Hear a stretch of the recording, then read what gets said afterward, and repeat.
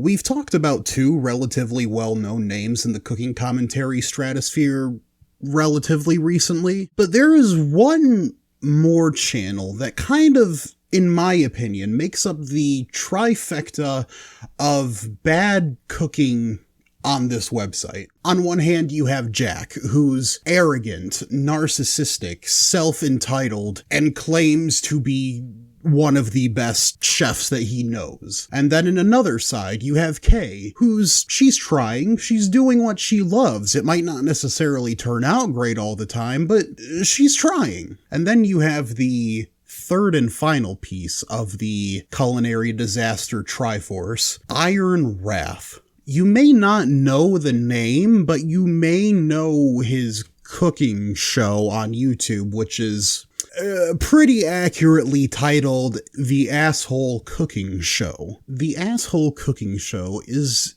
a unique beast, as it has the feel of going over to your friend's house at 2 a.m. after he's been drinking for 3 days straight, and you ask him, hey, can you cook me something? And for the next 45 minutes, he walks around the kitchen in a drunken stupor, throwing things in a pot before finally presenting the mush to you. It's a very weird middle ground between Kay and Jack, because as far as I can tell, Iron Wrath doesn't claim to have a lot of cooking knowledge. She's not arrogant in it, but he's still filming it and putting it online for people to see as if he's creating something that should be good. So today, as we did with Jack, in order to get you all conditioned to the antics of Iron Wrath in the future, we'll start with a very simple episode of his, mac and cheese. As I said in the Jack video, mac and cheese is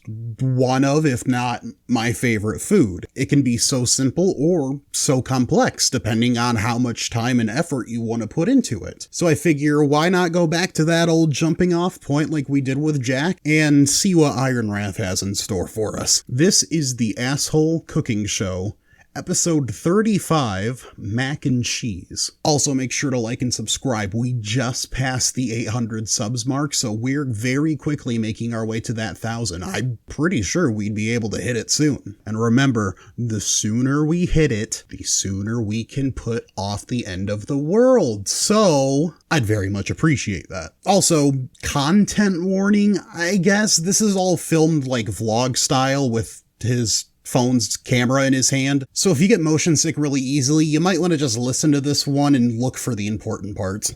Right, it's the show. It's the Asshole Cooking Show. It's the show, it's the show, it's the show. The Asshole Cooking Show. It's the show. Ah.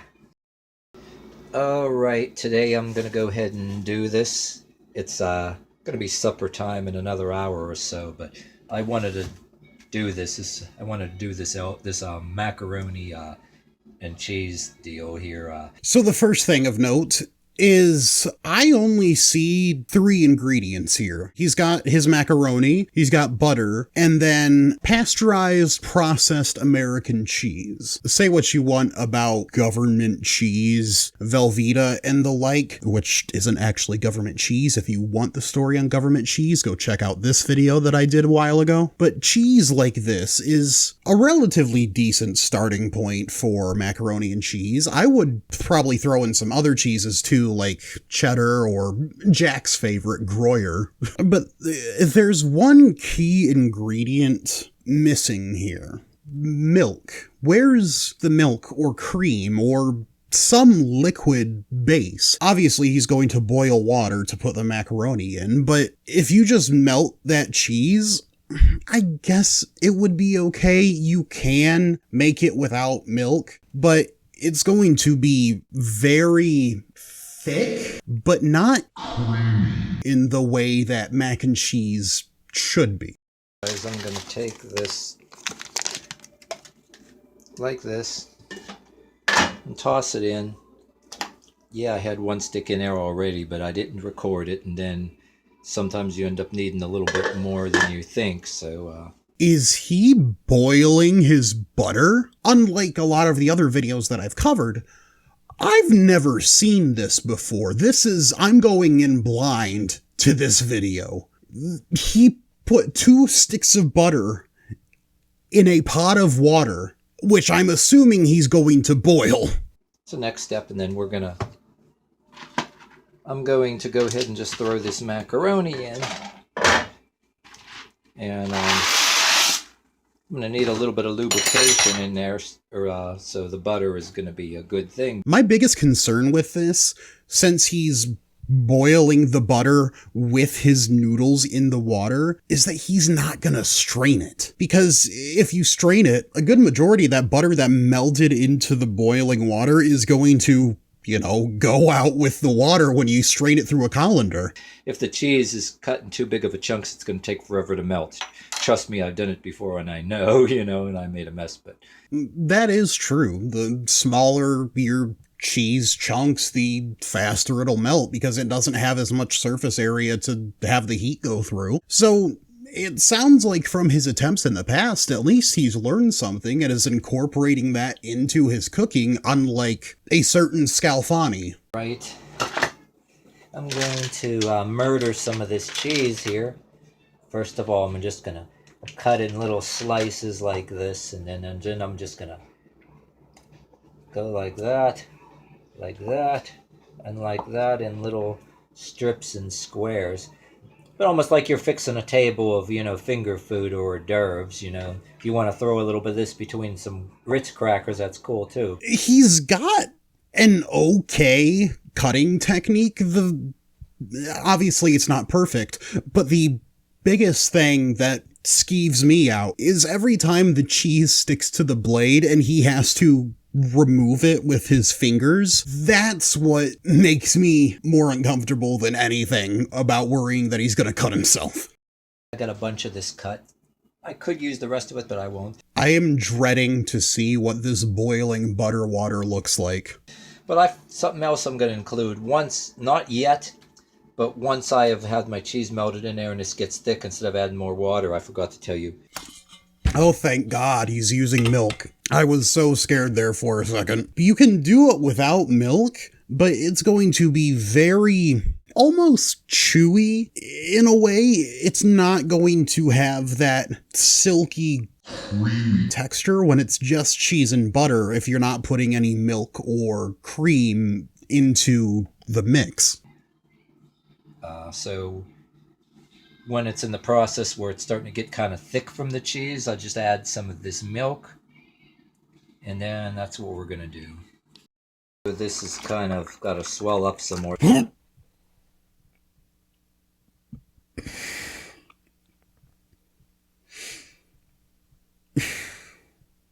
Just give me a minute, please. I'm sorry. I don't know why I reacted like that to the sight of the boiling butter water, but something about it was just... deep breaths. Let's move on. This is a lot of water, but... Nope, I can't do it. Nope, I'm sorry. I can't. The noise it's making. God, I'm going to have to hear that noise when I'm editing this too. I took out a lot of this water. The macaroni seems to be pretty well cooked, but I'm going to use this for something else later, but Okay, he strained out some of the water, which is better than not straining it at all, I guess. But what do you mean you're going to save the boiled butter water for later? Please don't. Just... Hey, don't do that, please. Like I said, I was going to add milk later on, and I don't want all that in there, but we're going to just, in your own house, yes, you have your hands good and washed. We're going to add a little bit of this cheese and start stirring it in a little bit at a time. No. Mm-hmm. Why? Just why? Why are you doing this?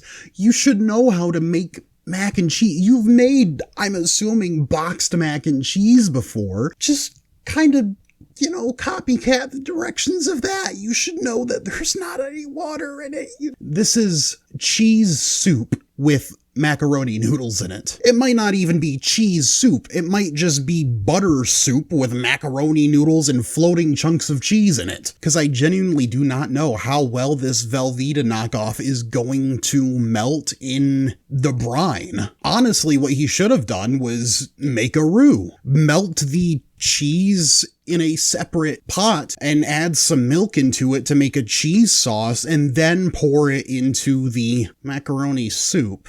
It would still be very runny and very liquidy, but at the very least you would know that the cheese was melted all the way. If you want to use cheese slices, it can work too. I always wanted to do this with different kinds of cheese, whether it's mozzarella or Swiss or whatever. Hey, Ironwrath, what's that black speck on one of the pieces of cheese? I don't care. Cheese is cheese. You want to do a different kind of cheese, I might do a show with a different kind of cheese, with this here. But I'm going to throw that in there. That should be enough. Oh, just seeing that pot of boiled butter water in the background. Oh. Whoops. I'm going to bring it to a simmer and then check on it.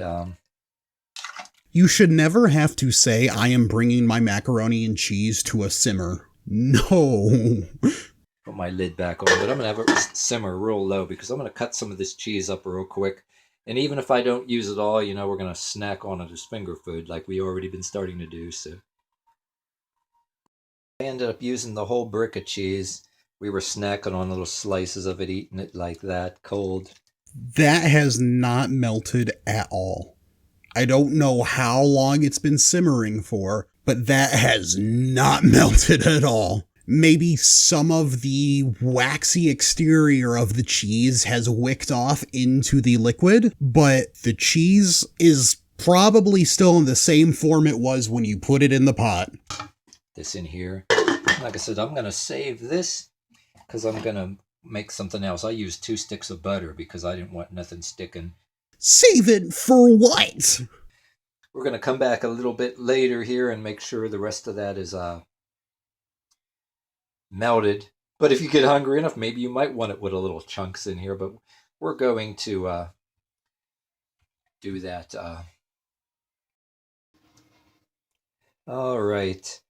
Still a little bit of lumps of cheese in here. Still need melted. Like you can still eat it that way. That's barely changed at all. Yeah, it's a little bit thicker. But Ironwrath, there are still completely unmelted chunks of Velveeta in there. I don't understand how you can see this and think, yeah, I'm doing a good job. Even compared to a box of mac and cheese that you've made, you can't look at this and say, yeah, that's starting to look like what I ate when I was a kid.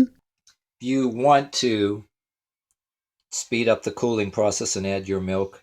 Plus, also, when this cools, it's going to get thick. And then you may want to cool it anyway, so you may want to wait to put your milk in there. And that milk will cool it down somewhat. So 1, he has not put the milk in yet. 2, he is going to put the milk in when he has taken it off the heat to help it cool down. Going back to number 1, it does not need any more liquid. And number 2, that's going to cool it off. Sure, but the milk's not going to incorporate as well because you're pouring in cold milk. Almost melted. There's a few little chunks in here. I've turned it off. What do you mean it's turned off? There's still chunks of cheese in there. I don't want chunky mac and cheese, Ironwrath. I don't think anybody wants chunky mac and cheese unless those chunks are like meat or veggies or something else that you've put in it. Not chunks of cheese. Ugh. Oh, man. I've been eating a little bit of it at a time. This is going to be good. I don't know because I was already eating it in between. But cheesy. At the end of the day, Iron Wrath, you have not made macaroni and cheese. You have made macaroni chowder, macaroni bisque. This is anything but macaroni and cheese. Call it macaroni soup for all I care.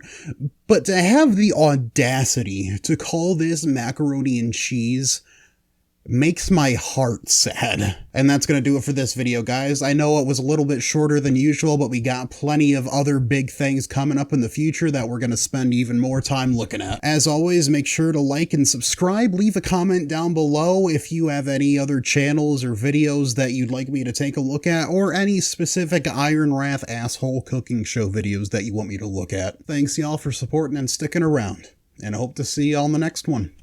See ya. Well, I could try my best to help, but I don't know you. And there's only